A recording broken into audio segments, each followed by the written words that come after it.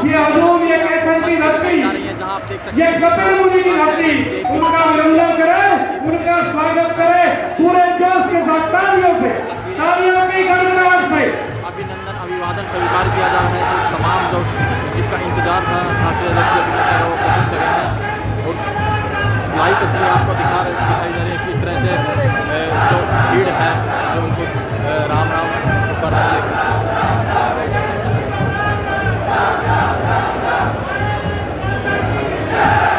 बहुत बहुत धन्यवाद। बहुत ही शानदार एक उम्दा नारे से हरियाणवी स्टाइल में नड्डा जी को राम राम राम राम जी राम राम उद्बोधन से अभिनंदन किया। आप सभी का बहुत बहुत धन्यवाद। मैं प्रार्थना करूंगा कि सभी अब शांत तरीके से अपने स्थान पर बैठ जाए। भारत माता की, भारत माता की। हमारे बीच में हमारे राष्ट्रीय अध्यक्ष जो बूथ से लेकर के और राष्ट्रीय अध्यक्ष तक पहुंचे, उनका बहुत बहुत यहां पहुंचने पर इस कपिल मुनि की धरती पर अभिनंदन स्वागत। और एक ऐसे हमारे राष्ट्रीय अध्यक्ष जो कभी अरुणाचल में होते हैं, कभी मद्रास में होते हैं, कभी हैदराबाद में होते हैं, कभी महाराष्ट्र में होते हैं और कभी गुजरात में होते हैं, लगातार काम करते हैं। और हमें गर्व है कि उनकी टीम में जो हम सब काम कर रहे हैं, हम भी लगातार 24 घंटे काम करते हैं। ऐसे राष्ट्रीय अध्यक्ष का कपिल मुनि की धरती पर अभिनंदन स्वागत। अब मैं स्वागत के सिलसिले को आगे बढ़ाता हुआ अनुरोध करूंगा माननीय राष्ट्रीय अध्यक्ष जी अभी अम्बाला में एक मंडल बैठक लेकर के आए, अभी यहाँ पर पहुंचे हैं। 2 दिन का प्रवास है, लगातार हमारे बीच में रहेंगे और ये उत्साह यहाँ पर आप सबका देखते ही पड़ता है। अब मैं सर्वप्रथम हमारे प्रदेश के यशस्वी प्रदेश अध्यक्ष श्रीमान ओम प्रकाश धनखड़ जी से अनुरोध करूंगा कि वो पगड़ी पहना करके माननीय राष्ट्रीय अध्यक्ष जी का स्वागत करें और नायब साहिब जी से अनुरोध कि वो उनका सहयोग करें। एक बार जोरदार तालियां बजनी चाहिए करतल ध्वनि से। मंच की तस्वीर आप देख रहे हैं किस तरह से हर की भूमि हरियाणा में, बीजेपी नेताजी हरियाणा में, हर की भूमि हरियाणा में, हरियाणा की लहरें हुई अपनी आँखों से दुनिया पर झिलमिला उछलते हुई। अब मैं अनुरोध करूंगा माननीय मुख्यमंत्री जी से, हमारे ऐसे मुख्यमंत्री जो 24 घंटे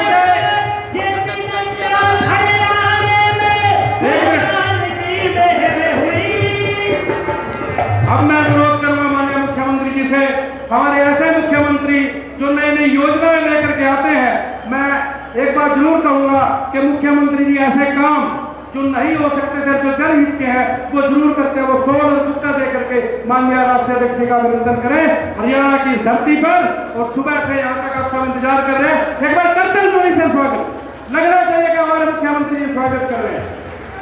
सीएम मनोहर लाल जी आप देख सकते हैं तस्वीरों के माध्यम से जेपी अब मैं अनुरोध करूंगा और जो शाल उठाकर जो स्वागत है वो कर रहे हैं, तो किस तरह से जो अभिवादन स्वीकार कर रहे हैं। अब मैं अनुरोध करूंगा हमारी मंत्री कमलेश शर्मा जी से और मंत्री संदीप जी से कि वो हमारे मनोहर लाल मुख्यमंत्री जी का बुके और पगड़ी देकर के स्वागत अभिनंदन करें। कमलेश शर्मा जी और संदीप सिंह जी हमारे मंत्री। तस्वीरें आपको माननीय मुख्यमंत्री अनाज मंडी की दिखाई जा रही है, जहाँ आप देख सकते हैं कि सुबह से जो लोग इंतजार कर रहे थे राष्ट्रीय अध्यक्ष जेपी नड्डा का, तो आखिरकार वो पहुंचे हैं और किस तरह से उनका जो इसके बाद श्री लीलाराम जी और सुभाष सुंदर जी, उनसे मैं अनुरोध करूंगा कि वो पगड़ी और बुक्के देकर के विनोद तावड़े जी का अभिनंदन और स्वागत करें।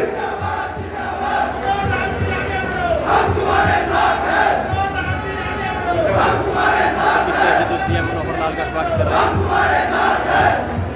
अब मैं अनुरोध करना चाहूंगा हमारे दोनों जिलाध्यक्ष श्रीमान अशोक गुर्जर जी जो लगातार मेहनत कर रहे हैं, और राजकुमार जी और हमारे प्रदेश के महामंत्री पवन सैनी जी से कि वो हमारे यशस्वी प्रदेश अध्यक्ष माननीय ओम प्रकाश धनखड़ जी को पगड़ी पहना करके और उनको बुक्के देकर के अभिनंदन स्वागत। आप देख सकते हैं कि किस तरह से नड्डा जी के बाद जोरदार तालियों से स्वागत, तालियों की आवाज लगातार चाहिए, जोरदार जोश इस सभा में रहना चाहिए। तालियां बज रही हैं। धन्यवाद।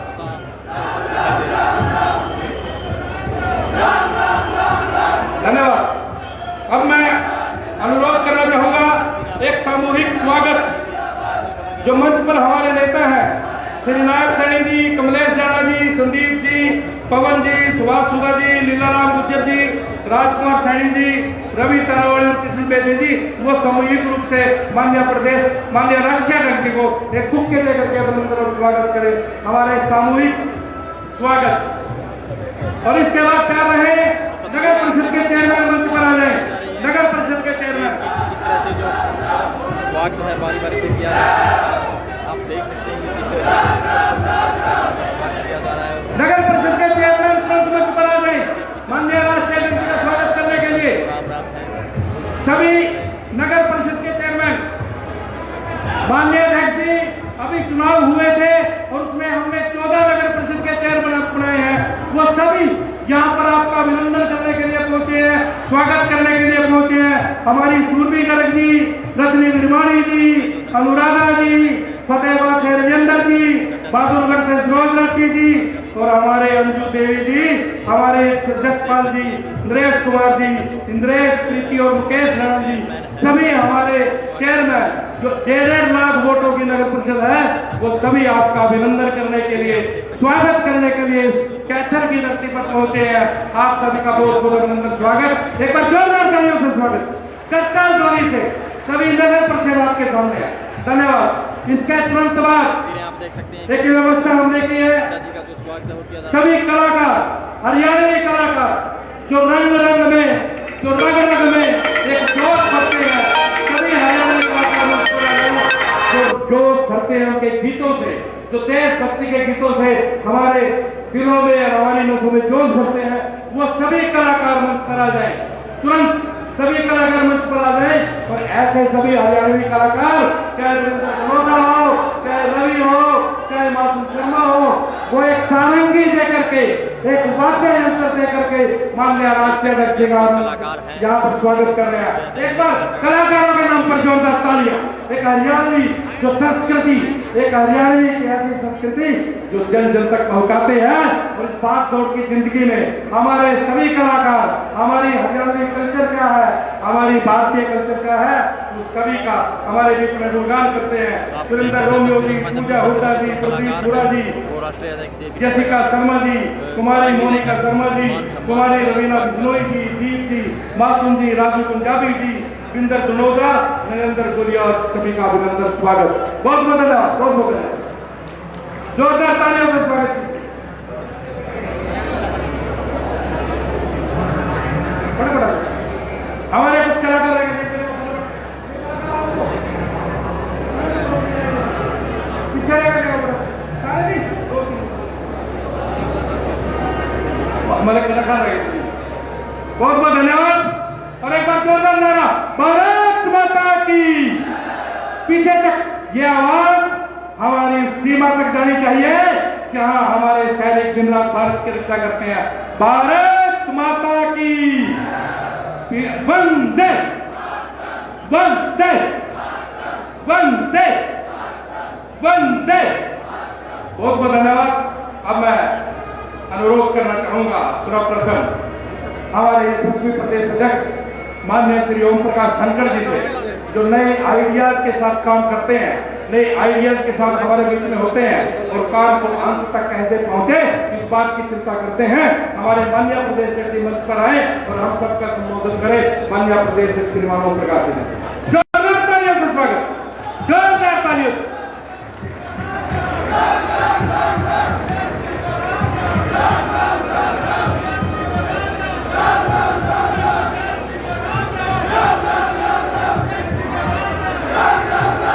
भारत माता की। हमारे राष्ट्रीय अध्यक्ष अब बहुत ही तेजस्वी यशस्वी आदरणीय जगत प्रकाश नड्डा जी जो है वो अपना संबोधन है वो कर रहे हैं। हमारे लोकप्रिय मुख्यमंत्री आदरणीय मनोहर लाल जी, जैसे नड्डा जी का कहते हैं, इस रैली के संयोजक भाई नायब सैनी जी, हमारे लोकप्रिय सांसद, हमारे बीच में हमारे प्रभारी जो लगातार हमारा मार्गदर्शन करते हैं, ऐसे आदरणीय विनोद कांग्रे जी, हमारी इसी क्षेत्र से तस्वीरें आपको लोकप्रिय मंत्री कमलेश ठांडा जी, भाई संदीप सिंह जी, जिला अध्यक्ष भाई अशोक गुर्जर जी, राजकुमार सैनी जी, विधायक सुभाष सुधा जी, लीलाराम गुर्जर जी, भाई किशन बेदी जी, कर्नल कंबोज जी, राहुल राणा जी, कैलाश भगत जी, इस मंच पर उपस्थित अन्य सभी अधिकारियों और पदाधिकारीगण, आदरणीय भैया ये दूसरा जो माइक बज रहा है बाहर बंद कराइए वेट पर। आदरणीय अध्यक्ष जी, हरियाणा 5 बातों में पूरे हरियाणा की व्याख्या हो सकती है। हरियाणा किसानों की भूमि है और हम अपना पेट भर के देश के 15 करोड़ लोगों के लिए अनाज यहां से उत्पन्न करके देते हैं। अनाज का कटोरा है। ये जवानों की भूमि है। फौज में हम 10% हैं और बलिदानों की बारी आती है तो हम 25% होते हैं। ये जवानों की भूमि है और ये पहलवानों की भूमि है। जब आप मेडल के लिए हमको भेजते हैं, कई ओलंपिक में, कई कॉमनवेल्थ में, कई एशियाड में, चैंपियनशिप में हम जाने वालों में 25% होते हैं, लेकिन मेडल लाने वालों में हम 50% हरियाणा के खिलाड़ी पहलवान होते हैं। ये पहलवानों की भूमि है। ये गीता के प्राचीन ज्ञान की भूमि है और ये विकास के खुले आसमान की भूमि है। इन 5 बातों के लिए हरियाणा जाना जाता है। आज हमारे बीच में आप पधारे हैं, पूरा हरियाणा आपकी उपस्थिति से गदगद है और ये जो कैथल की भूमि है, कपिल मुनि की भूमि है, ये उस संत तोतापुरी की भूमि है जो स्वामी विवेकानंद के भी दादा गुरु थे, उनकी ये भूमि है। ये अगली जो प्रज्वलित हुई, जो जाकर बंगाल में विवेकानंद के माध्यम से, वो भूमि ये है जहां से उनके दादा गुरु तोतापुरी जाते थे। इस इलाके के लोग बड़े मेहनती हैं और आपके समय में जो आपने संदेश दिया, सेवा ही संगठन है, ये जोड़ने वाले राष्ट्रीय अध्यक्ष जी आप हैं। इस सारी जो हाजिरी यहां बैठी है, ये इस बात की गवाह है कि कोरोना काल में हरियाणा भारतीय जनता पार्टी ने सेवा ही संगठन के रूप में अपना सर्वस्व देने का काम किया। आदरणीय अध्यक्ष जी, जो सरकार माननीय मोदी जी के नेतृत्व में, माननीय मनोहर लाल जी के नेतृत्व में काम करती है, हरियाणा के लोगों के जीवन में तरह तरह के बदलाव लेकर आई है।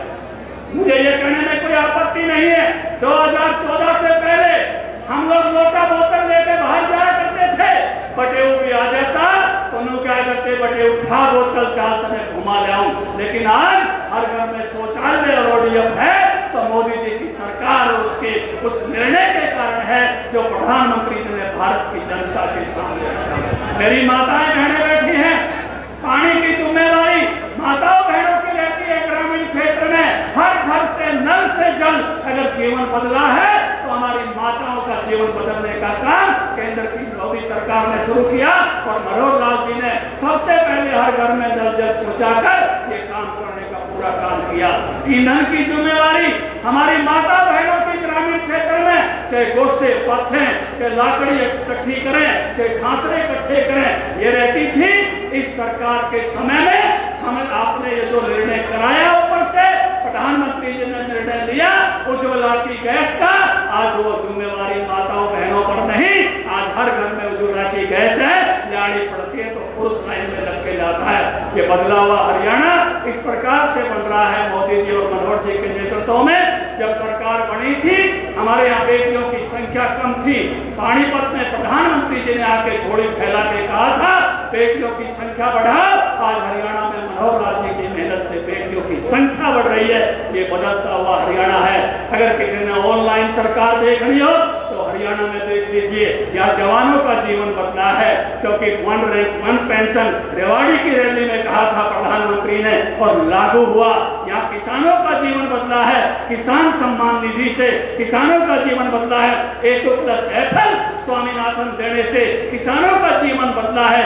बीमा अच्छा देने से किसानों का जीवन बदला है। सब तरह से पशुधन बीमा करके, भावांतर भरपाई करके, उनको जोखिम फ्री करके, और सबसे बड़ी बात डायरेक्ट पेमेंट उनको देकर किसानों का जीवन यहाँ बदला है। यहाँ पहलवानों का, खिलाड़ियों का जीवन बदला है, उनको मोटिवेट करके, इसीलिए यहाँ मेडल आते हैं। और गीते ज्ञान का भी प्रकाश अध्यक्ष जी आप भी आए थे समारोह में, वो भी दुनिया भर में फैलता है। और अभी मोदी जी ने 2 दिन पहले ही जब हम खरखोदा में थे, ऐसे प्लांट का उद्घाटन किया जा 10 लाख गाड़ियां साल भर में बना करेगी। मारुति की गाड़ी बनाने में हम नंबर 1, ट्रैक्टर बनाने में हम नंबर 1, मोटरसाइकिल में नंबर 1, IT में नंबर 1। हम ऐसा प्रदेश आपका स्वागत कर रहा है, अभिनंदन कर रहा है। समस्त लोगों की तरफ से, समस्त हरियाणियों की तरफ से आपका स्वागत करता हूं। और इन 8 वर्षों में हमने बदलते हुए देश और बदलते हुए हरियाणा को देखा है और आपके नेतृत्व में कदम दर कदम भारतीय जनता पार्टी आगे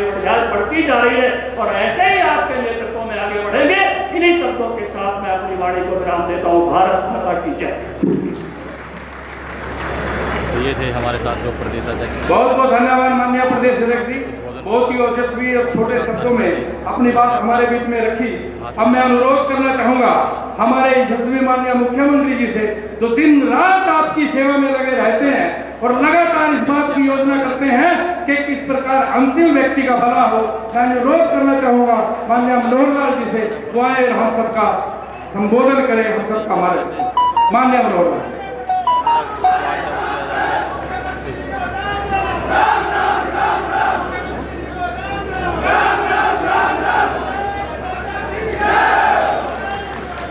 भारत माता के।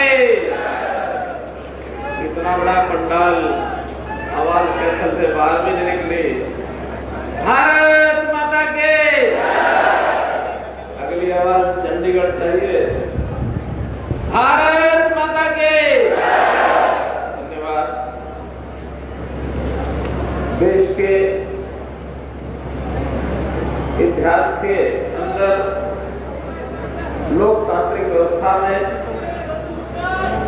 दुनिया की सबसे बड़ी लोकतांत्रिक पार्टी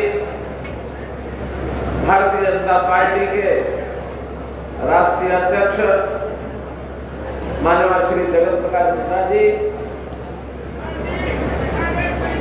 हमारे राष्ट्रीय महामंत्री, हरियाणा प्रदेश के प्रभारी,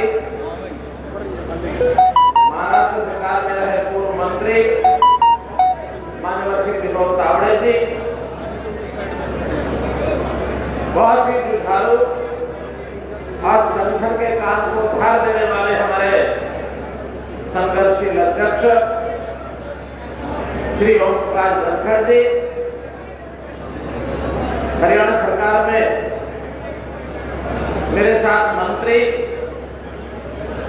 बहन कमलेश ढाणा जी, श्री संदीप सिंह जी, हमारे सांसद जो इस रैली के संयोजक भी हैं, श्री नायक सिंह सैनी जी,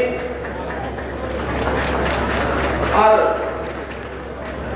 इस सभा में विशेष तौर पर उपस्थित हमारे भिवानी मंडल के सांसद चौधरी धर्मेंद्र सिंह जी, उपस्थित हमारे विधायक श्री सुभाष सुधा जी, श्री लीलाराम जी, उपस्थित सभी अन्य पदाधिकारीगण,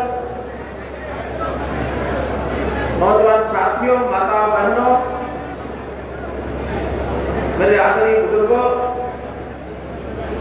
पत्रकार छायाकार मित्रों और कलाकार बंधुओं, एक बहुत ही सुखद ये अनुभव हो रहा है कि मात्र 3 दिन की सूचना पर कैथल में इतना बड़ा जनसैलाब, इतनी बड़ी रैली आज उपस्थित है।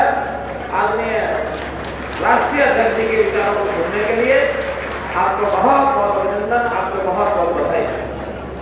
मित्रों, जैसा हम जानते हैं कि भारतीय जनता पार्टी की पहली बार सरकार सन 2014 में बनी और फिर 2019 में हमने हरियाणा में जो पिछले 5 साल के कार्यकाल के अंदर काम किए और साथ ही हमको आशीर्वाद प्राप्त है अपने देश के आदरणीय प्रधानमंत्री जी का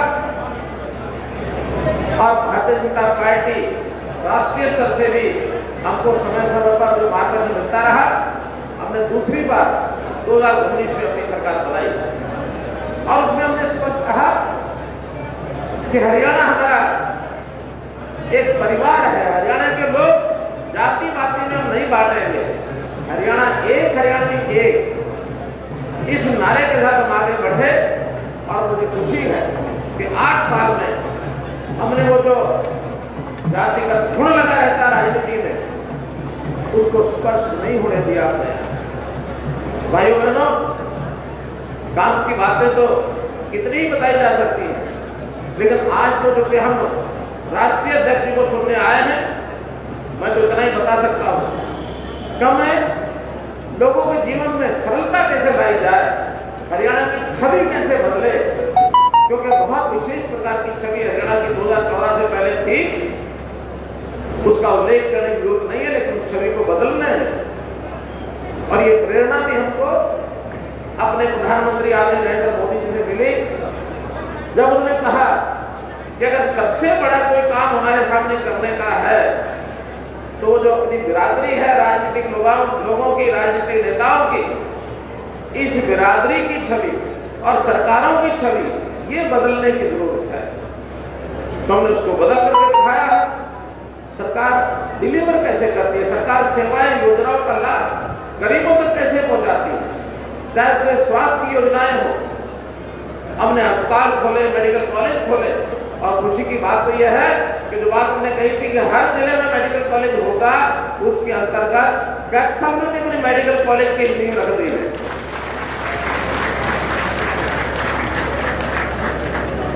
आयुष्मान भारत की बात हमने कही, प्रधानमंत्री जी ने जो एक योजना दी, उस योजना के अंतर्गत हर गरीब परिवार उसको 5 लाख रुपए रोग के ऊपर आने वाला खर्च, ये इसकी जिम्मेवारी केंद्र सरकार ने ली है। चाहे शिक्षा की बात हो, नई एजुकेशन पॉलिसी से लेकर के, चाहे स्कूलों में, कॉलेजेस में, higher education, technical education, skill development, सब पर हमने काम किया। क्योंकि स्किल डेवलपमेंट पर काम करने की आवश्यकता इसलिए है कि हमारा हर युवा को रोजगार उसको मिलना चाहिए। हर आदमी सरकारी नौकरी में नहीं जा सकता, लेकिन उसको कुछ हुनर सिखाने की आवश्यकता है, चाहे वो महिला है, पुरुष है, छात्र है, छात्रा है, आगे बढ़कर के आजीविका को कमाने के लिए कैसे आगे बढ़े। इस रोजगार के लिए भी उद्योगों में भी काम किया। और मैं आपको बताते हुए मुझे खुशी हो रही है कि पिछले 8 साल में 6 लाख से ऊपर लोगों को और प्राइवेट रोजगार फैक्ट्रियों में, कॉर्पोरेट में ये मिला है। ये झूठ फैलाने वाले दिन रात जो ये कहते हैं कि हरियाणा के अंदर बेरोजगारी चरम सीमा पर पहुंच गई है, मैं आपको आंकड़े, एक एक घर के आंकड़े से बता सकता हूं कि आज हरियाणा में अभी भी हमारे पास जो परिवार पहचान का पोर्टल है, एक एक परिवार का डाटा है, और उसमें जो रोजगार करने वाला उस लायक व्यक्ति है वो बेरोजगार है, तो उसको बेरोजगार गिनेंगे। बच्चों को बेरोजगार नहीं गिन सकते, लेकिन जो आंकड़े बताने वाले हैं वो कहते 15 साल से 18 साल के बीच के, उनको भी गिन लिया बेरोजगार। हमने 18 साल तक तो हर एक को शिक्षा देनी है, और ये उसके भलाई के लिए बहुत आवश्यक है। 18 साल से पहले किसी को रोजगार हम देने वाले नहीं है, 18 साल के बाद उसको रोजगार सुनिश्चित करेंगे। शोर मचाया इन्होंने के अग्निवीर योजना, इसमें बाद में क्या करेंगे? हमने ये गारंटी दे डाली कि अग्निवीर के बाद हरियाणा के अंदर गारंटेड नौकरी देना हमारा काम है। अगर 4 साल के अनुशासन सीखेंगे, देशभक्ति की भावना सीखेंगे, और जब आएंगे कुछ न कुछ राशि लेकर के आएंगे, हर महीने की राशि घर में भेजेंगे, उससे अच्छा अपना कोई काम भी वो कर सकते हैं, रोजगार कर सकते हैं। नहीं तो नौकरी चाहिए, आज प्राइवेट जगत में उनको नौकरी देने के लिए तैयार है। इसलिए प्राथमिकता के आधार पर हमारे चाहे रोजगार की बात हो, स्वास्थ्य की बात हो, शिक्षा की बात हो, शिक्षा का स्तर कैसे अच्छा किया जाए, इस पर हम काम कर रहे हैं। हमने शिक्षा, स्वास्थ्य, स्वाभिमान, स्वावलंबी आदमी हो और सुरक्षा उसको मिले। सुरक्षा के लिए पुलिस के अंदर भी जितनी भर्तियां हमने की है, खास करके महिला सुरक्षा हमारे 6% थी, आज वही महिलाओं की संख्या पुलिस में लगभग 10% होने जा रही है, और हम आने वाले समय में ये 15% करेंगे। चाहे पंचायतों का काम हो, नगर पालिकाओं का काम हो, बजट की बात हो, बजट हमने जितना बड़ा, डबल से ज्यादा बजट हमारा हुआ है। आज पंचायतों के पास पैसे की कमी नहीं, नगर पालिकाओं के पास पैसे की कमी नहीं, विकास के नाते सारे काम पूरे हो रहे हैं। प्रश्न करते हैं लोग, ये पैसा आ कहां से रहा? और मैं आपको बताता हूं, ये भ्रष्टाचार नाम का जो गुण है, जो पैसे को चूसता है, इस पर हमने चोट करनी शुरू की है, ये भी समाज का दुश्मन है। और उस भ्रष्टाचार को खत्म करने के लिए हमने ऑनलाइन व्यवस्थाएं कर दी है। और हाँ, भ्रष्टाचार हम लोग जो पकड़े जा रहे हैं, तो ये जो ब्लेम लगता है कि भ्रष्टाचार बहुत बढ़ गया, हमारा कहना है कि पिछले सरकारों के समय भ्रष्टाचार को उजागर ही नहीं होने देते थे। हम आगे बढ़ करके भ्रष्टाचारी को पकड़ते हैं, चाहे वो पिछली सरकारों के समय किया हो और चाहे इस सरकार में। भ्रष्टाचार सारा खत्म हो गया ऐसा मेरा कोई दावा नहीं है, लेकिन हमारे ध्यान में आते ही पकड़ के सलाखों के पीछे डालना, उसके खिलाफ जांच बैठाना, ये हमारा काम है। चाहे वो कोई कर्मचारी हो, चाहे अधिकारी हो, चाहे कोई नेता हो, चाहे कोई समाज का कोई बड़ा आदमी हो, क्योंकि ये जो है सब मिलकर के करते हैं जिनके स्वार्थ होते हैं। ये भ्रष्टाचार नाम की चीज हरियाणा में रहने नहीं दी जाएगी। और मैं तो कई बार इनका भ्रष्टाचार का काल मनोहर लाल ये भ्रष्टाचार जानकारी चाहिए, आप जानकारी देंगे तो निश्चित रूप से हम आगे बढ़ेंगे। फिर चाहे वो किसानों की बात हो, किसान की आय डबल करने के लिए प्रधानमंत्री जी का जो आह्वान है, हरियाणा उसमें हर कदम आगे उठा करके इस बात को पूरा करने के लिए तैयार है। चाहे वो खाद्य भरपाई योजना है, चाहे सिंचाई के नाते हर खेत को पानी की बात है, चाहे उनको नुकसान होने पर मुआवजा देने की बात है, चाहे 14 फसलों के MSP पर खरीदने की बात है, मंडियों की व्यवस्था है, और कौन सी चीज बोई जाए इसके लिए किसान को जागरूक करने की बात है। क्योंकि आज धान और गेहूं इसकी बजाय यदि हम सब्जियों पर, फलों पर अगर विविधीकरण करेंगे या कहीं किसान को अतिरिक्त आय के लिए उसको कोई मानो पोल्ट्री में जाना है, अगर उसको कहीं फिशरी में जाना है, उसको कहीं यह पशुपालन के काम में जाना है, कहीं मधुमक्खी का शहद का काम करना है, ये खेल से जुड़ी हुई चीजें हैं। FPOs बनाए ताकि उनको बिक्री की समस्या ना आए। तो मित्रों, हर वर्ग, युवा वर्ग है, जैसे युवाओं को कौशल, इसके नाते सक्षम युवा पढ़ लिख करके बेरोजगार होता है, उसको भी 7,000 रुपया 9,000 रुपये की योजना उसको भी दिया। हमने जो प्राइवेट तरीके से ठेकेदार करते थे, ठेकेदारी प्रथा को समाप्त करके एक नया पोर्टल बनाया कि आउटसोर्सिंग पर भी कहीं नौकरी लगेगी तो सरकारी व्यवस्था से लगेगी, ठेकेदारों के चक्कर में किसी युवा को पढ़ने नहीं। इसलिए बताने के लिए बहुत योजना है। ऑनलाइन हमने परिवार पहचान पत्र का डाटा जो इकट्ठा किया है, गरीब आदमी का घर बैठे राशन कार्ड नहीं बनाया तो उसका राशन कार्ड बनेगा। ओल्ड एज पेंशन मिलेगी तो उसको घर बैठे मिलेगी। अगर किसी को कास्ट सर्टिफिकेट चाहिए तो उसको किसी दफ्तर में जाने की जरूरत नहीं है, अपना जाकर के और एक बटन दबा करके अपना सर्टिफिकेट निकाल सकता है। अगर उसको अपनी आय का सर्टिफिकेट चाहिए वो उससे निकाल सकता है। तो ऐसे जितने काम हैं, घर बैठे काम हो। एक विचार और भी, ये भोली भाली जनता के सामने जो विपक्षी लोग हैं वो ज्ञान परोसते हैं। क्या ज्ञान परोसते हैं कि इनके विधायकों के, इनके सांसदों के, इनके मंत्रियों के, मुख्यमंत्री के घरों पर भीड़ नहीं दिखती। अरे बेटा, जब हमने भीड़ के लाते से ये कहते हैं कि आपके घर में आपकी व्यवस्था मिलेगी, भीड़ करने की जरूरत नहीं है। क्या कोई अध्यापक अब सेक्रेटरीट के 4थे फ्लोर पर अपने ट्रांसफर के लिए जाता है? कोई नहीं जाता। क्योंकि ऑनलाइन पॉलिसी की है, घर बैठे उसको फॉर्म भर दे, जहां का स्थान पर वो जाना चाहता है उसकी सीनियरिटी पर उसको पहला, दूसरा, तीसरा, चौथा जो आए उसकी सीनियरिटी है उसके हिसाब से स्थान मिलेगा।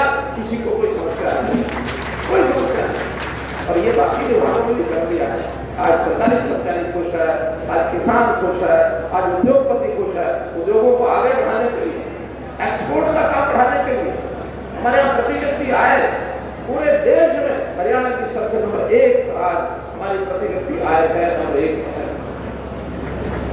तो बातें बताने की इच्छा बहुत है, लेकिन मैं तो इतनी बात कहूंगा कि हमारी हरियाणा की धरती, ये संस्कृति से ओतप्रोत की धरती, ये धार्मिक लोगों की धरती, कुरुक्षेत्र की एक भूमि और कुरुक्षेत्र के 48 कोसी परिक्रमा का जो एरिया जिसके अंदर आज हम कैथल में अपनी सभा कर रहे हैं, इस सारे क्षेत्र का तो विशेष एक मनोभाव है कि हम समाज के अंदर अच्छाई को कैसे फैलाएं, बुराई को कैसे कम करें। इन चीजों के हम आगे बढ़ रहे हैं। अध्यक्ष जी, मैं आपको विश्वास दिलाता हूं, खास करके स्वास्थ्य संबंधी बातें मैं इसलिए भी आपको बताना चाहूंगा कि जब आप स्वास्थ्य मंत्री थे, आपके द्वारा चलाई जाने वाली सारी योजना उनको हम भरपूर मनोयोग से उन सबको आगे बढ़ा रहे हैं। इसी प्रकार से समाज के हित में लगातार अपना परिवार मान करके सेवा करते रहेंगे और आप हमारा मार्गदर्शन करते रहें, यही आपसे अनुरोध। बहुत बहुत धन्यवाद, बहुत बहुत आभार। बहुत बहुत धन्यवाद माननीय मुख्यमंत्री जी का। एक ऐसी शख्सियत जो लगातार प्रवास पर रहती है, जो लगातार हम जैसे कार्यकर्ताओं को मार्गदर्शन करती है, एक ऐसी भारतीय जनता पार्टी के राष्ट्रीय अध्यक्ष जो देश को एक नई दिशा दे रहे हैं, एक ऐसे प्रधानमंत्री जी के नेतृत्व में श्री नरेंद्र मोदी जी के भारत आज सोने की चिड़िया और जगत गुरु की तरफ बढ़ रहा है, जिनके कंधों पर इन सभी सबसे बड़ी पार्टी की संगठन की जिम्मेवारी है और जिसको बहुत बखूबी जो निभा रहे हैं, ऐसी महान शख्सियत श्रीमान जगत प्रकाश नड्डा जी से मैं अनुरोध करूंगा कि वो मंच पर आकर हम सबका संबोधित करें, अपने विचार रखें। भारत माता की, भारत माता की, वंदे वंदे।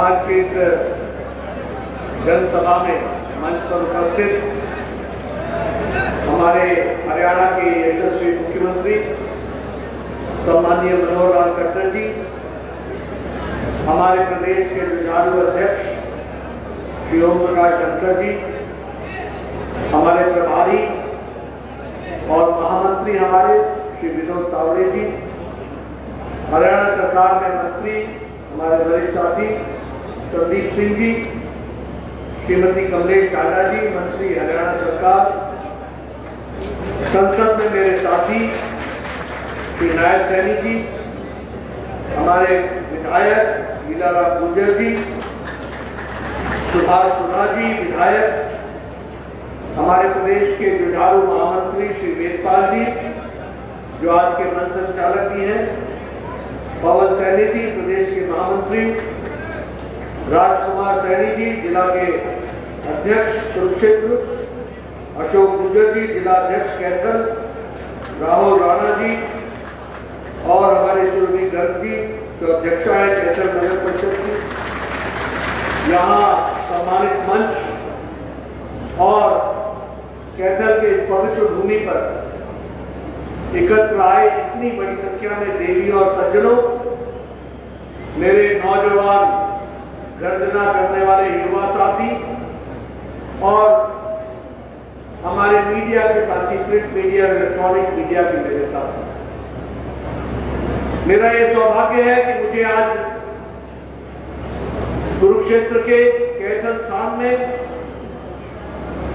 इस पवित्र नगरी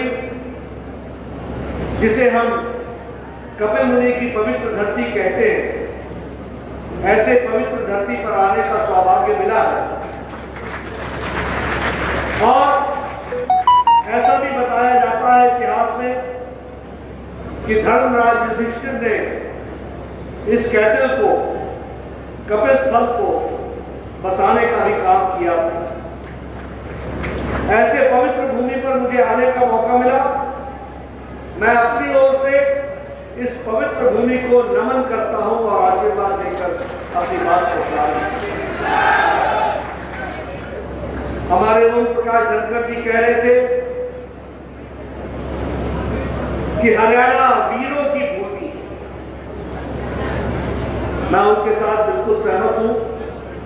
हरियाणा किसानों की भूमि भी है, जवानों की भूमि भी है, खिलाड़ियों की भूमि भी है, पहलवानों की भूमि भी है और भारत की संस्कृति की रक्षा करने वाली पवित्र भूमि है, तो वह हरियाणा है, उसको मैं नमन करता हूं।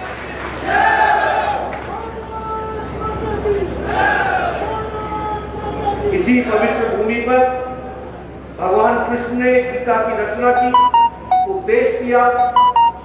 ऐसी पवित्र भूमि सच में हम सबके लिए प्रेरणादायी है। मित्रों, मैं बैठा बैठा सोच रहा था, मनोहर लाल जी ने अपने वक्तव्य में गागर में सागर था, कम शब्दों में उन्होंने बहुत सारी बातें हरियाणा की दृष्टि से आप सबके सामने रखी। ओम प्रकाश धनखड़ जी ने भी किसानों की बात की, जवानों की बात की, हर समाज के क्षेत्र के लोगों के विकास के बारे में बातचीत की। सबसे पहली बात हमको क्या समझनी चाहिए कि भारतीय जनता पार्टी ने आदरणीय नरेंद्र मोदी जी के नेतृत्व में मनोहर लाल जी के द्वारा किए गए कार्यों के माध्यम से राजनीति की, देश की और प्रदेश की राजनीतिक संस्कृति बदल दी है। इस बात को सबसे पहले राजनीति की संस्कृति बदल गई। आज से पहले आप क्या भाषण सुना करते थे? फलाना समाज अगड़ा, पिछड़ा, छोटा, बड़ा, नदी के इस पार, नदी के उस पार, मैं तो तुमको लाभ पहुंचाना चाहता हूं लेकिन फलानी जाति के लोग तुम्हारे विरोध में खड़े हैं। पिछले 70 साल के अंदर, 75 साल में पिछले कांग्रेस के शासन जब रहा और अन्य पार्टियों का भी शासन रहा, उन्होंने समाज को बांटने का काम किया, भाई को भाई से लड़ाया, जाति को जाति से लड़ाई, इलाके को इलाके से लड़ाया और अपनी कुर्सी पर बैठे रहे, जमे रहे और लोगों का भला नहीं किया। लेकिन जब भारतीय जनता पार्टी की बात करते हैं, प्रधानमंत्री मोदी जी की बात करते हैं, मनोहर लाल खट्टर जी मंच पर आते हैं, ओम प्रकाश धनखड़ मंच पर आते हैं, संदीप सिंह मंच पर आते हैं, तो छाती ठोककर हरियाणा की जनता को बताते हैं कि उसके लिए हमारी सरकार ने क्या किया है। इस दावे को रखा है तो भारतीय जनता पार्टी। कोई पार्टी ये दावा नहीं कर सकती, कोई पार्टी। 20-20 साल राज कर रहे, उससे पूछो तुमने समाज का किया क्या, तुमने दिया क्या? कोई उत्तर नहीं। यही हरियाणा है। पहले मैं आया करता था, आज भी मैं हरियाणा आता हूं। कोई सड़क अब सिंगल लेन रह नहीं गई, कोई डबल लेन, कोई 4 लेन, कोई 6 लेन, कोई हाईवे, कोई सुपरवे, कोई एक्सप्रेसवे, ऑल वे। ये रास्ता दिया है तो ये भारतीय जनता पार्टी की, मोदी जी की विकास की संस्कृति ने दिया। इस बात को इसलिए हमारा ग्रोथ, डेवलपमेंट, हर तरीके से विकास की एक नई गाथा लिखी जाए। और यहां बैठे लोगों को मैं निवेदन करना चाहता हूं कि याद रखो, ये तुमको आसानी से नहीं मिली है। आपने सही समय पर सही बटन दबाकर कमल को खिलाया, मोदी जी को बैठाया, मनोहर लाल जी को बैठाया और आज विकास के फल आपको मिल रहे हैं। इस बात को समझना।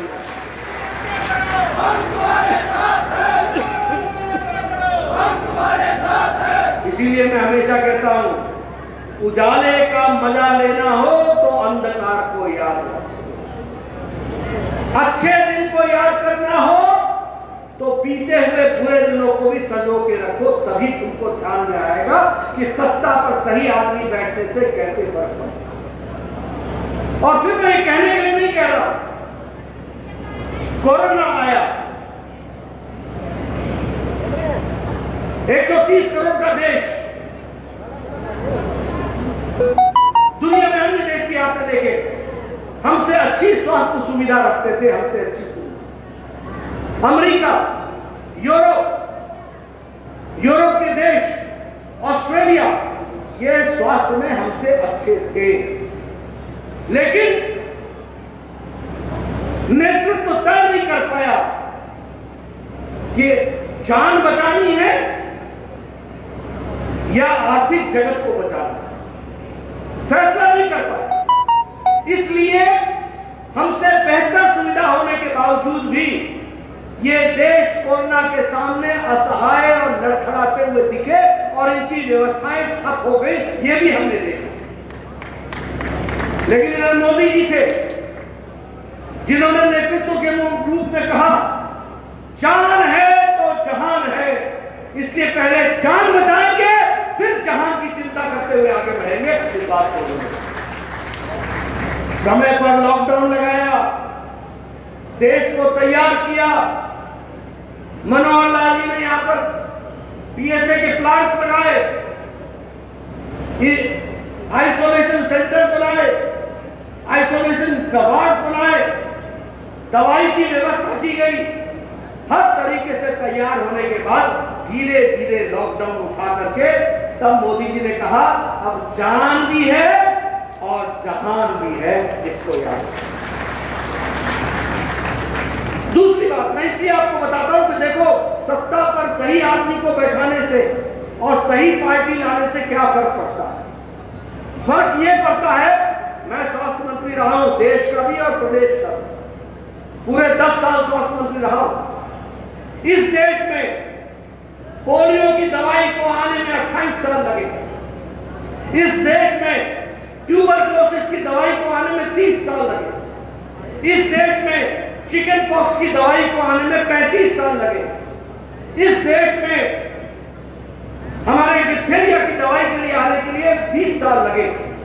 इस देश में जापानी बुखार की दवाई आने में 100 साल लगे। 1906 में दवाई आई थी, 2006 में भारत में। ये था हमारा देश, ये थी हमारी स्थिति। और मोदी जी को आपने बैठाया, प्रधानमंत्री बनाया। कोरोना जनवरी 2020 को आया, अप्रैल में उन्होंने टास्क फोर्स बैठाया और 9 महीने के अंदर एक नहीं 2 वैक्सीन देश को दे दी और दुनिया को दे दी। ये मित्रों, ये जो आप आजकल आपने देखा है ना तस्वीर जो बाइडेन की, देखते हैं ना टेलीविजन में, देखते हैं ना, मास्क लगा के आते हैं, मास्क उतारते हैं, मास्क फिर भाषण देते हैं। और यहां मैं देख रहा हूं आप सब लोग एक ने भी मास्क नहीं पहना है, नजदीक नजदीक बैठे हैं। ये सुरक्षा कवच किसने दिया? ये नरेंद्र मोदी ने आपको सुरक्षा कवच दिया, देश को बचाया है। और 130 करोड़ के देश को 217 करोड़ इंजेक्शन डबल डोज लगा है, 217 करोड़। अब दूसरा डोज लग रहा है, उसके लिए भी हम लोग पूरी तेजी से काम कर रहे हैं, तीव्र गति से काम कर रहे हैं। और भारत ने वैक्सीन मैत्री में 22 करोड़ से ज्यादा वैक्सीन 100 देशों को दी है और 50 देशों को मुफ्त में वैक्सीन दी है। ये भारत है, हमको समझना चाहिए। यानी अब भारत लेने वाला नहीं है, भारत देने वाला बन गया, भारत दुनिया को दिशा देने वाला बन गया। इसलिए मित्रों, मैं जब बात करता हूं तो सिर्फ इसलिए नहीं करता हूं कि देश आगे बढ़ रहा है। देश आगे नहीं बढ़ रहा है, देश छलांग लगाते हुए आगे बढ़ रहा है। और ये इसलिए है कि सही समय पर आपने सही बटन दबाया था, उसका नतीजा है कि आपको सही फल मिल रहा है। ये भी हमको समझना। मित्रों, एक समय था लोग कहते थे कुछ नहीं होता, कुछ नहीं होता, कुछ नहीं बदलेगा, कुछ नहीं बदलेगा। आज समय आ गया है कि हम गौरव के साथ कह सकते हैं बदल सकता है, बदलेंगे, मोदी है तो मुमकिन है, ये हम कहते हैं। इसलिए मित्रों, विकास की दृष्टि से अगर हम बात करें, आज 2023 में United nation general assembly millet year बनाने वाला है, मोटा अनाज। यानी जिस बात को भारत बोलता था पहले से कि हमारे स्वास्थ्य के लिए मोटा अनाज जरूरी है, बाजरा जरूरी है, बाकी हमारे लिए जरूरी है, तो उस समय लोग हंसा थे।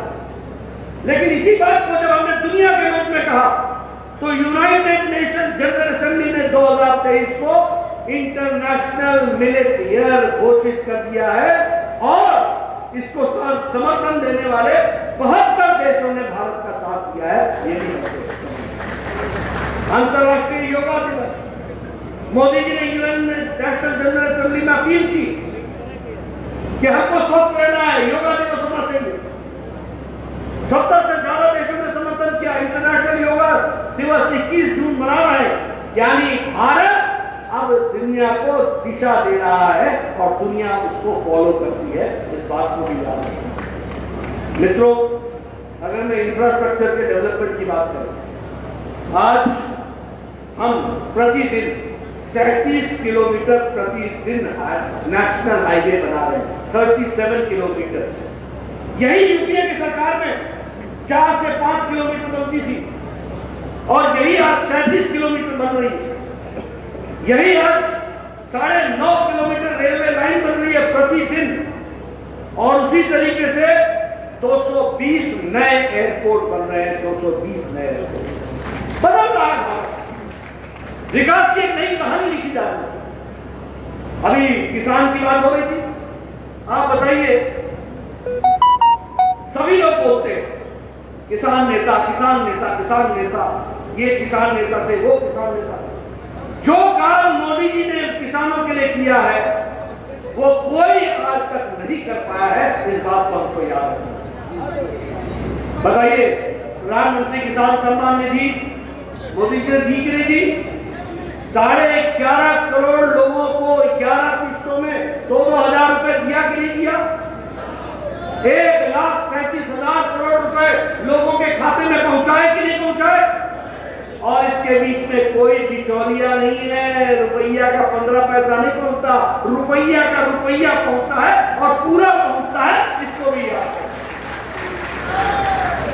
मित्रों, अभी 11वीं किस्त मोदी जी ने शिमला के रिज मैदान से एक बटन दबाकर उन्होंने किसान की 11वीं किस्त रिलीज की 31 मार्च 2022 शिमला के रिज मैदान से। और देखिए कैसा बदला हुआ भारत है। 15 सेकंड के अंदर 11 करोड़ किसान के खाते में 2-2 हजार रुपए और 33,000 करोड़ रुपए पहुंच गया। ये भारत चलता है, इसको 15 सेकंड 15 सेकंड के अंदर आपने वो मीटर देखा होगा कैसे घूम रहा है। 15 सेकंड के अंदर लोगों के खाते में 2-2 हजार रुपए जा रहे थे और 15 सेकंड में 11 करोड़ लोगों को मिले और कोई बिचौलिया नहीं, कोई बीच में नहीं। इसलिए मित्रों, आपसे निवेदन है, जब चुनाव आए ना तो बीच में कोई बिचौलिया मत रखना, सीधा कमल और तुम्हारी उंगली, उसके बीच में कुछ नहीं चाहिए, ये याद रखना। हम अगर बात करें किसान के बजट की, तो जो 2014 में 1,40,000 करोड़ रुपए खर्च हो रहा था, आज 6,31,000 क्लेम को चटान करके खुशी होगी कि भारत अब, आज ही आपको मालूम होगा कि प्रधानमंत्री जी विक्रांत को, जनता को, देश को समर्पित कर रहे हैं। पहला इंडिजिनस वॉरशिप होगा जो धरती पर, समुद्र में आदरणीय प्रधानमंत्री जी उसको आज लॉन्च कर रहे हैं। को ठीक किया ही है। और अगर हम ओलंपिक्स की बात करें, खेल की बात करें, अभी हम टोक्यो की बात करें, अगर हम पैरा ओलंपिक्स की बात करें, हमको ओलंपिक्स में 7 मेडल्स मिले, पैरा ओलंपिक्स में हमको 19 मेडल्स मिले। मैं संदीप सिंह जी से बात कर रहा था, अभी कॉमनवेल्थ गेम्स हुई और कॉमनवेल्थ गेम्स बर्मिंघम में हुआ, इंग्लैंड में, वहां 22 गोल्ड मेडल मिले। मैं ठीक बोल रहा हूं, 22 गोल्ड मेडल मिले और भारत का झंडा और राष्ट्रगान 22 बार झंडा ऊपर गया और 22 बार राष्ट्रगान हुआ। बर्मिंघम की धरती इंग्लैंड में हुआ।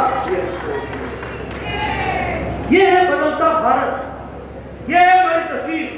और जब मैं खिलाड़ी की बात करूं और हरियाणा का नाम न लूं तो शायद मैं अन्याय करूंगा। ओलंपिक्स का मतलब हरियाणा, पैरा ओलंपिक्स का मतलब हरियाणा, कॉमनवेल्थ गेम्स का मतलब है तो हरियाणा के लोग। और जिस तरीके से मनोहर लाल जी ने स्पोर्ट्स को बढ़ावा दिया है, जिस तरीके से बच्चों के बीच में खेलो इंडिया के कार्यक्रम को चलाया है, जिस तरीके से संदीप सिंह जी ने रुचि ली है, संदीप सिंह जी के द्वारा लिए गए रास्ते और जो योजनाएं हैं, अब उसको देश भी अपने अपने स्पोर्ट्स मिनिस्टर उसको फॉलो कर रहे हैं। इसको भी हमको समझना है, इसको भी हमको समझना है।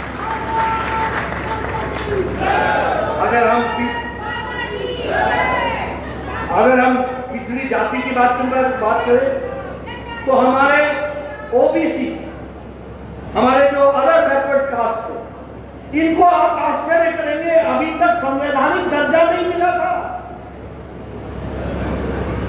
ओबीसी कमीशन को संवैधानिक दर्जा नहीं था।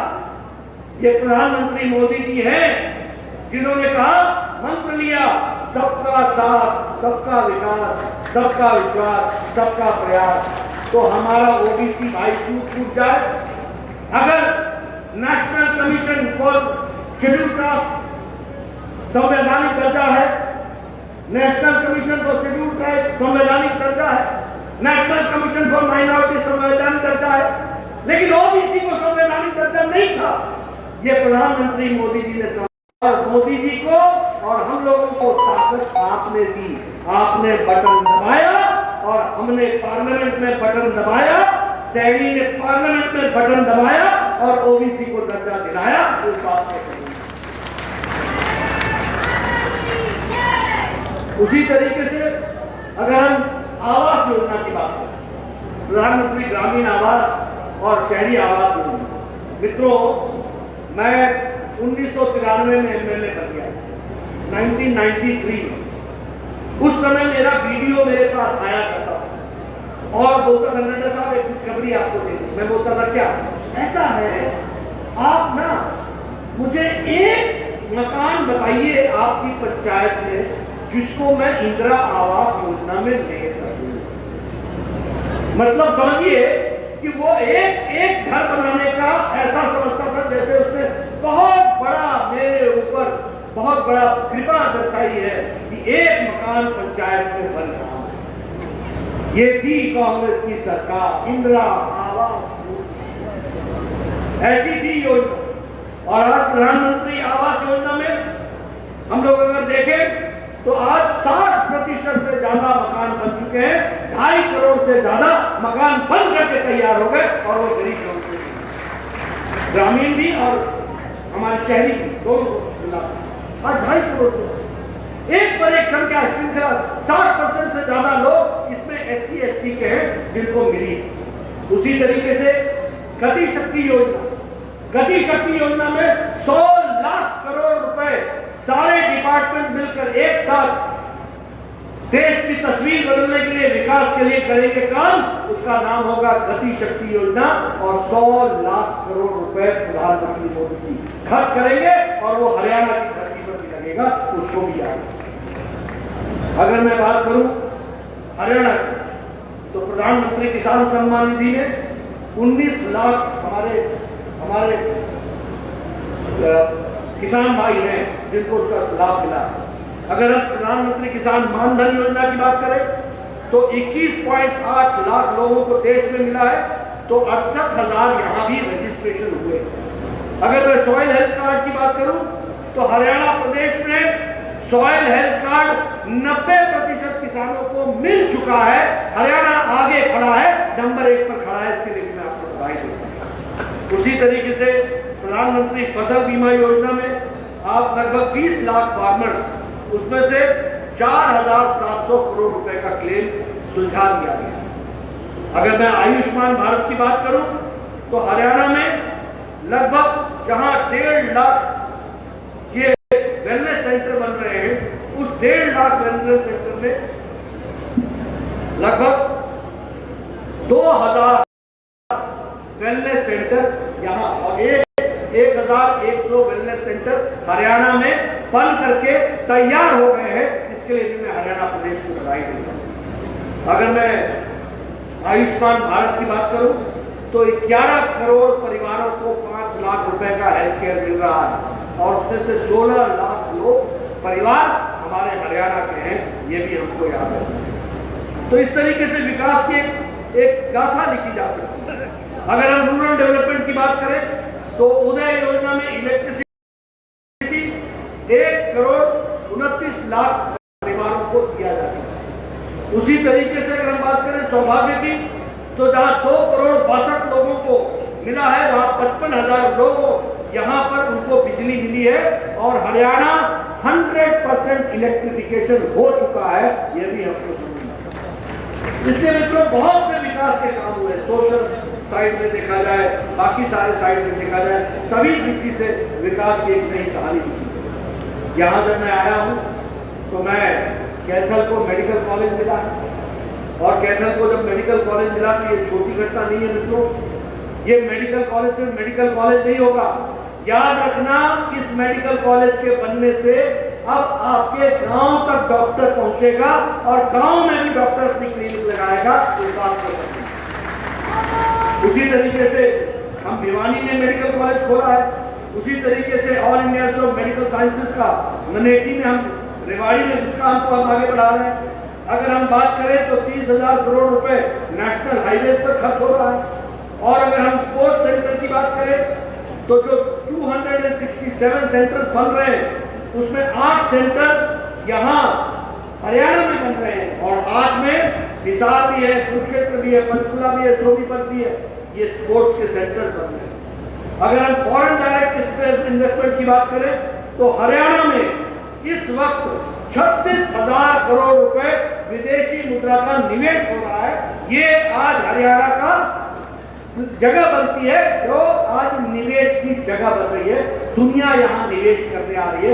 ये बदलता हरियाणा है मनोहर लाल के नेतृत्व में, उसको भी हमको समझना है। नेशनल कैंसर सेंटर बना है, सबसे बड़ा centre national cancer centre Jhajjar में हरियाणा में बना है। आपके अंबाला में हमने कैंसर सेंटर दिया है, 72 करोड़ रुपए के से ज्यादा में लगभग 100 करोड़ रुपए उसमें खर्च हुआ है। उसी तरीके से यहां सोनीपत, सोना, मानेसर और खरकोटा एक ऑर्बिट का रोड बन रहा है जिसमें 5,600 करोड़ रुपए खर्च हो रहे हैं। विकास की दृष्टि से अगर हम कहें, जैसे मैंने कहा अंबाला में भी कैंसर सेंटर बना है, कॉमनवेल्थ गेम्स के बारे में मैंने आपके साथ चर्चा की है। अगर मैं हरियाणा के विकास की बात करूं तो मैं ये कह सकता हूं तब और अब को मैं आपके सामने रखना चाहता हूं। 2014 में हरियाणा 8,700 मेगावाट प्रोड्यूस करता था बिजली। आज हरियाणा 12,500 मेगावाट बिजली पैदा कर रहा है। उसी तरीके से नेशनल हाईवे उस समय 2,050 किलोमीटर थी, आज 3,250 किलोमीटर नेशनल हाईवे। उसी तरीके से जो स्टेट हाईवे है वो 42,000 किलोमीटर थी, आज वो 50,000 किलोमीटर हो गई।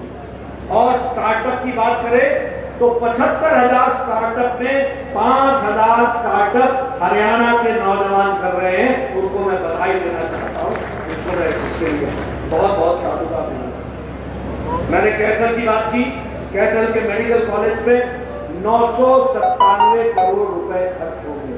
कितने खर्च होंगे? कितने? 997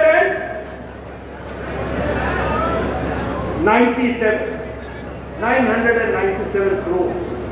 आप समझिए कि क्या तस्वीर बदले। इससे बड़ा तोहफा कैथल को मनोहर लाल जी, प्रधानमंत्री मोदी जी के माध्यम से डबल इंजन की सरकार कैथल को और क्या दे सकती थी? इससे बड़ा तोहफा क्या हो सकता है इसको आपको यहाँ। उसी तरीके से आपके सब्जी मंडी आपके यहाँ कैथल में बन रही है, 20 एकड़ की भूमि पर कैथल पटियाला रोड बन रहा है, बाईपास रोड बन रहा है, तो उसकी भी तैयारी हो रही है। और मुझे बताया गया है कि यहाँ पर बहुत से रिसर्च के कार्यक्रम चल रहे हैं, उनको भी आगे बढ़ाने का काम किया है। मित्रों, मैं इसके साथ साथ कुछ राजनीतिक बात भी आपसे राजनीतिक बात की दृष्टि से आपसे मैं एक निवेदन करना चाहता हूं। जो लोग भारतीय जनता पार्टी को समर्थन दे रहे हैं, मैं उनका बहुत बहुत धन्यवाद दूं। एक राष्ट्रीय अध्यक्ष के रूप में उनका मैं बहुत बहुत धन्यवाद। लेकिन मैं ये भी कहना चाहता हूं कि आज अकेली भारतीय जनता पार्टी रह गई है प्रजातंत्र में, जो प्रजातंत्र के तरीके से वैचारिक पृष्ठभूमि पर कार्यकर्ताओं को अपने साथ लेकर के जनता की तस्वीर और तकदीर बदले, इसके लिए काम करने वाली पार्टी है तो अकेली एकमात्र भारतीय जनता पार्टी है। इस बात को याद रखो, इसको लिख लो, जान लो, ये सच्चाई है।